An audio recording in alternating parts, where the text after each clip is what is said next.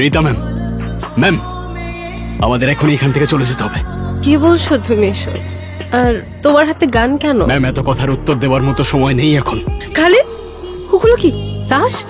Ma'am ওদিকে তাকাবেন না, গাড়িতে উঠুন, fast get in the car নাও।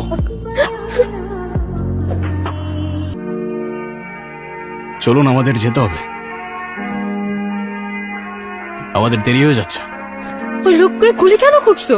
ওরা অ্যাটাক করতে আসছিল আপনার উপর, মেরে ফেলতে আসছিল আপনাকে। আমাকে? আমি তো কারো ক্ষতি করিনি। কিলারের ব্যক্তিগত কোনো শত্রুতা থাকে না ম্যাম, সম্পর্কটা ততক্ষণই ছিল যতক্ষণ আপনার বাবা বেঁচে ছিলেন। আপনার বাবার সবকিছুই আপনার নামে, তার এই বিশাল সম্পত্তি আর সাম্রাজ্যের সামনে আপনার প্রাণের কোনো ভ্যালু নাই তাদের কাছে। মা, মা, বাবা, মা, মা, বাবা, কেমন আছো মা? তুই ঠিক না থাকলে আমি কি ঠিক থাকি বাবা, বলতো?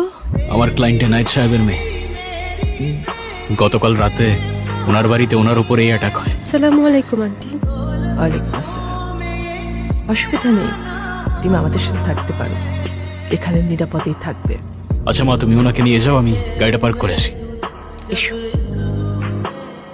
Ma'am, coffee? জানো আমার ভাগ্যটা কতটা অদ্ভুত, যার সাথে দেখা করতে এত দূর থেকে আসলাম, সে আমি আসার আগেই আমাকে রেখে চলে গেল। আর যাদেরকে আমি নিজের ভেবেছিলাম, তাদের হাত থেকেই বাঁচার জন্য পালিয়ে বেড়াচ্ছি। আমার নিজের বলতে আর কেউ রইল না। কিন্তু এটা ভাবতে অবাক লাগে না, আমার নিজের আপন মানুষরা আমাকে মেরে ফেলতে চায়, আর তুমি অজানা অচেনা একজন মানুষ নিজের জীবন বাজি রেখে আমাকে বাঁচাচ্ছ। আপনাকে বলার মতো স্পেশাল কোনো কারণ আমার কাছে নেই ম্যাম, এটা আমার প্রফেশন।